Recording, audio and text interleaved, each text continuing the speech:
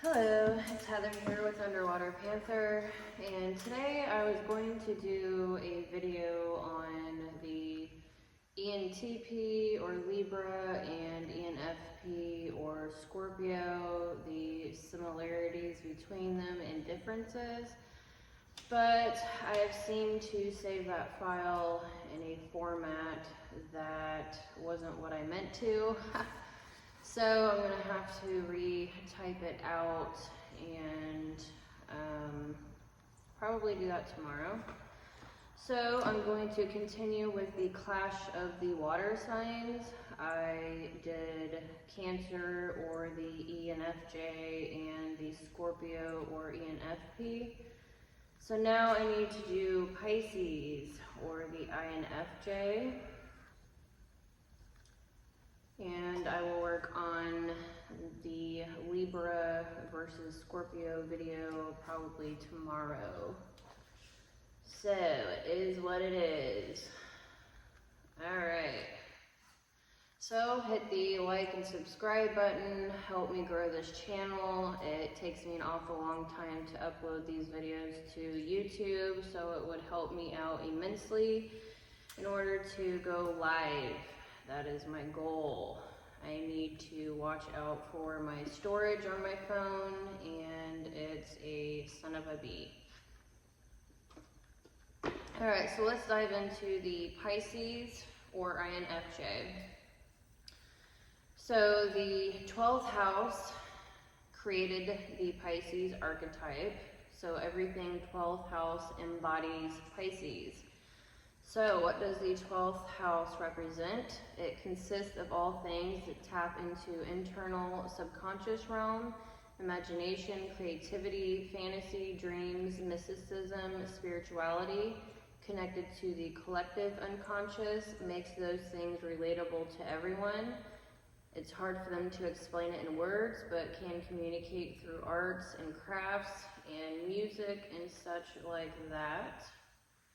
I actually had a thought to pull up another little key card. So Pisces keywords for the archetype is the mystic, the dreamer, the artist, the poet, the guide, the guru, the medic, the healer, the worshiper, the creator, the dancer, the addict, and the visionary.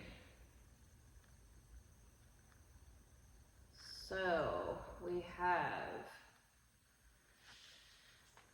the ego is broken down into 4 parts, astrologically and psychologically. I do combine the 2 together and I call it Astro-Psychology. So this is going to be a kind of like a briefing on the Pisces archetype. So Pisces is ruled by Jupiter and co-ruled by Neptune. And then we have Venus in exaltation, we have Mercury in left field, and Earth in fall. So we also have introverted intuition hero, extroverted feeling parent, introverted thinking child, and extroverted sensing inferior. So I'm going to combine all those things together and give you a little gist on what Pisces represents. So, Pisces is a water sign, also known as the idealist psychologically, and the modality is mutable. So the element of water represents emotions and feelings, and being mutable means adaptable and changeable. So Pisces are adaptable to people's feelings and emotions. They can connect to those things, absorb them, express them, and let them out. They tend to soak up the energies in the room, so they are like the sponge. They see feelings, they're very in tune with body language. So as a whole, Pisces likes to connect. Pisces is one of the trickiest archetypes to describe. Pisces energy is chameleon-like, absorbing its surroundings. So all the mutable signs are considered the chameleons, so they're adaptable and changeable to whatever element they are.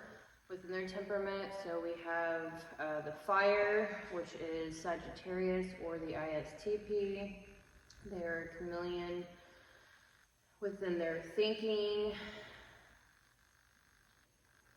or seeing and feeling. So they're seeing as in their perceptions and expressing their feelings. And then we have Earth, we have Virgo or the ESFJ. They are also a chameleon or mutable sign. And they are mutable within their thinking and practicality. Then we have Gemini within the air sign or intellectuals. And they are within the thinking and communication, adaptable, chameleon-like. And then we have Pisces within the water or idealist temperament. So they are adaptable and changeable to other people's feelings and emotions. So Pisces are considered the sage as well, but they are like an iron fist and a velvet glove.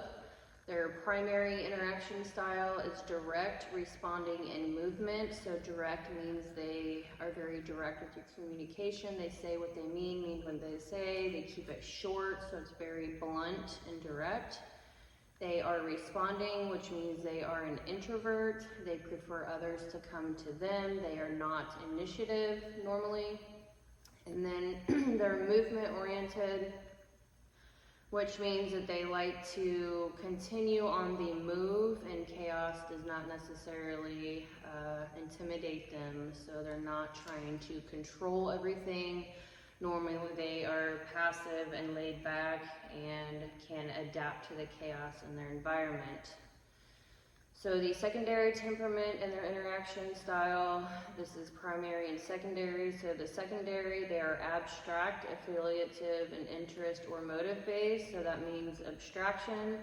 They are very abstract in their thoughts.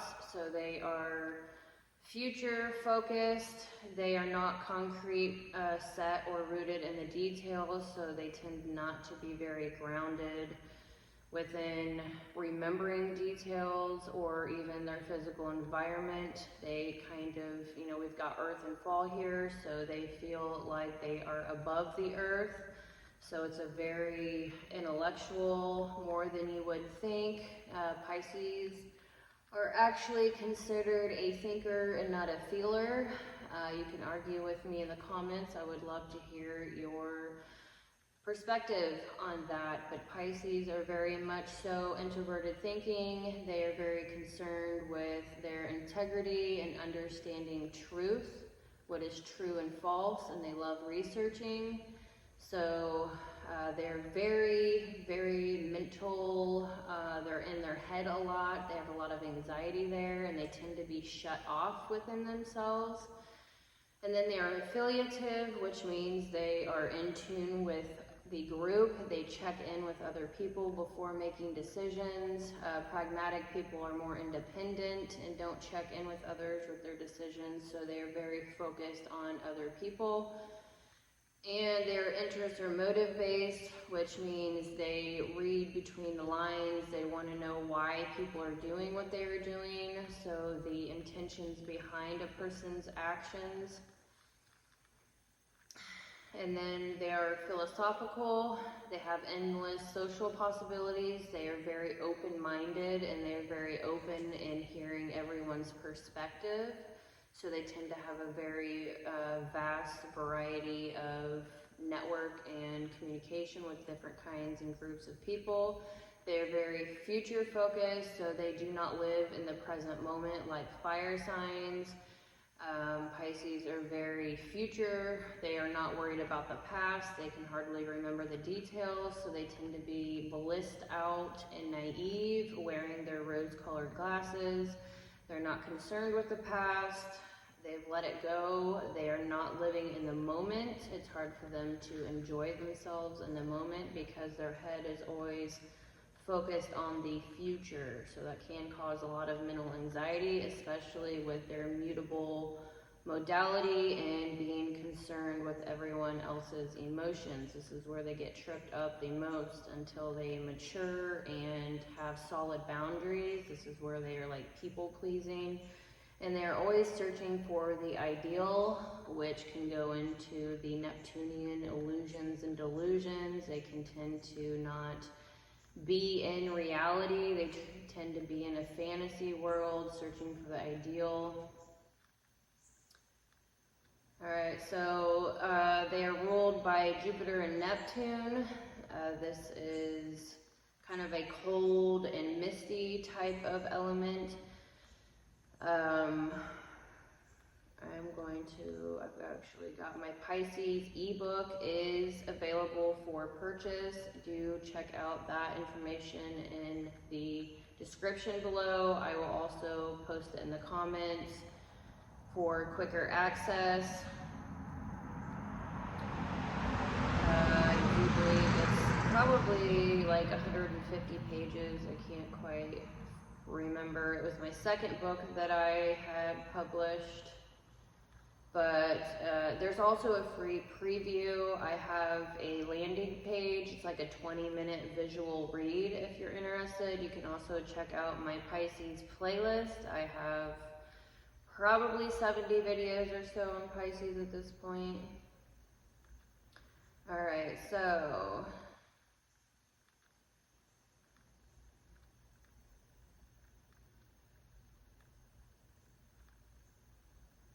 I was going to go into, actually I want to touch on, I was going to get into Jupiter and Neptune, but I don't know how long I want to make this video. But I do want to go into the 12th house a little bit more just because I've got my ebook pulled up here. So the 12th house consists of, so I already said that. So Pisces try to bridge the scientific and spiritual realms together in a holistic way. They take their inner dream world and idealism coupled with reference points and creates new philosophies to share with the world. They know that what has happened in the past can happen again, but they go beyond that in order to create a long-lasting philosophy that will make sense and help protect the future. Think of Jesus. He was a INFJ.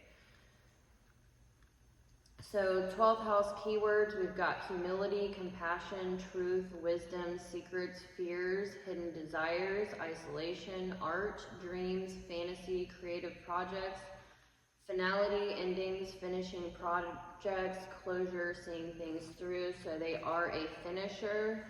Within their temperament, that means that they are there for the long haul. They finish what they start. So you've got structure types, which likes to structure society and socializing. You've got the starter types, which they start things and it's hard for them to finish things. And then you've got the finishers, which are Capricorn, Sagittarius, Aquarius, and Pisces. And these archetypes tend to finish what they start.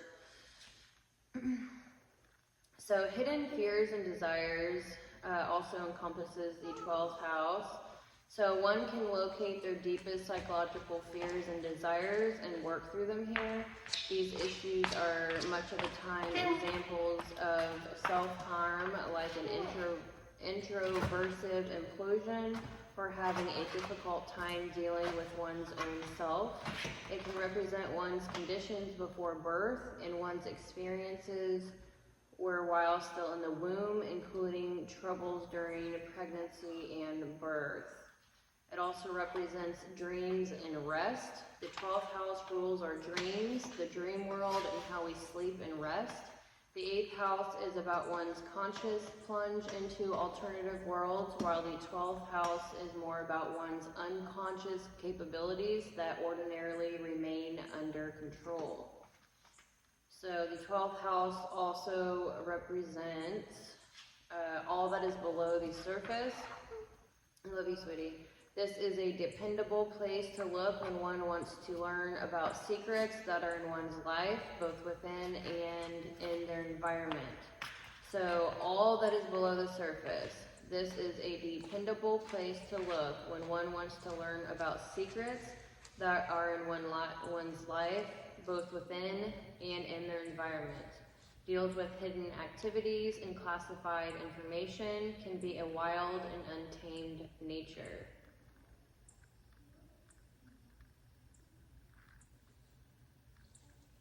So Pisces can represent the pullback. They are introverted, the seed or the cocoon, dying to ourselves to become entirely new, going within, sitting back, letting answers come to you, closure, how we do things on the inside, then put it out there, sitting still, connecting before we move, coming back to the value of being bold enough to make beauty in the world, exploring and sharing vulnerabilities, and being vulnerable enough to stay still, the essence of things physically in words, motivations, and intentions, not being in tune with time in a linear fashion, inside out thinking, finding our feet beneath us before moving forward, so taking inventory and strategizing. Okay, so the 12th house rules our dreams, the wisdom we find there, dream world, how we sleep and rest, endings, surrender in the subconscious and unconscious. People with predominant 12th house placements can be very receptive to shadow work, transformation, and metamorphosis. Our subconscious works hard on our behalf, trying to make sense of our lives. This shadow work is slow and long and often fraught with fear and pain.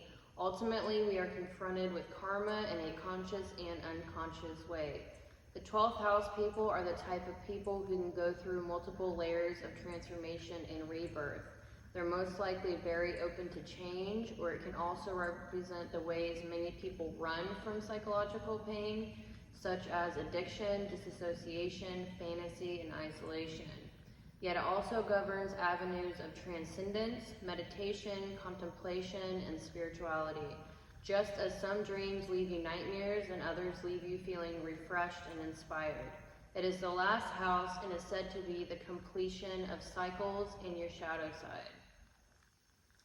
It is full of intuitive insight, creativity, and for the most part, things that are not controlled by the individual.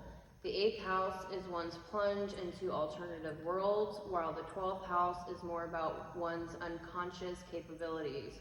So we can learn much from the unconscious. In its most noble manifestation, we will be prompted to be charitable. If we learn our lessons, both past and present, we are better equipped to move forward while helping others.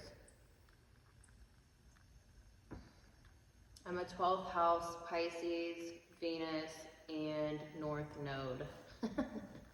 So I just wanted to get into the 12th house a little bit more because this is really near and dear to me. So my business is called Underwater Panther, and I will tell you a little story quickly. I was on a live stream last night and most of the people that I've looked up to my entire life, I'll name a few and you'll catch the pattern. Michael Jordan, Michael Jackson, Denzel Washington. You've got Archangel Uriel or Dolo. You've got Uncle Fernando. You've got Santos Bonacci. You know, it is what it is. I look up to these people, and I always have for a very long time. And I had someone say that it is so hilarious that my business, my screen name, I pretty much know that he didn't look into it further than that. So it was a very topical thing to say. But he literally said, I've never heard of a white panther. And like, I just wanted to respond. I didn't because I'm not feeding that energy. But I literally was like, first of all, you don't know my blood type, you don't know my origins, you don't know my connections and affiliations, and you don't know what I'm capable of. And it was just, like, I should have said that, maybe, perhaps, but I just didn't want to feed into that negative energy. And it's just ridiculous. But you know what? Underwater Panther is a Native American mythical creature. And it represents pretty much like a shaman or a high priestess or a witch, whatever you want to call it, a sorceress. It is a being that literally can travel through all dimensions. The underworld, the middle world, the above world, and higher dimensions, okay? If you Google it, you can look into it. That is why I named my business Underwater Panther. I am, you know, I'm a quarter Native American, I'm a farm child, I've been isolated my whole life, I'm a Pisces 12th house sun, Venus North Node. I am here to literally pull the shadow out of people so that they can see themselves and work on it. That is why I'm here, okay? And that's why I do my work, and I want people to understand themselves on the most deepest level that they can in order to become better human beings in every dimension, every realm, every domain, whatever you want to call it. So I just wanted to say that little story because I know that I'm not the only one out there. The higher that you climb and be more powerful and courageous, and you know, the more you put yourself out there and you become successful, the more that the shadow grows. So the higher you get, the more that the shadow also grows and tries to pull you down. And the higher you climb, the greater the fall. So it was just, you know, don't feed into those types of energies, and it's okay. A lot of people don't know who they are and where they're from. And I will say one more thing as a Pisces, okay? I understand that they're, you know, people are very tribal. And it's like, you know, how many blood types were there? 22, and we're like down to 7 now. So I literally look at life, I have done so much spiritual and mental and emotional work for my whole life. I came into this world knowing that realm. And I look at every person as potential. I can see into their potential. I don't see them as they are. I don't judge a book by its cover. I see them as potential.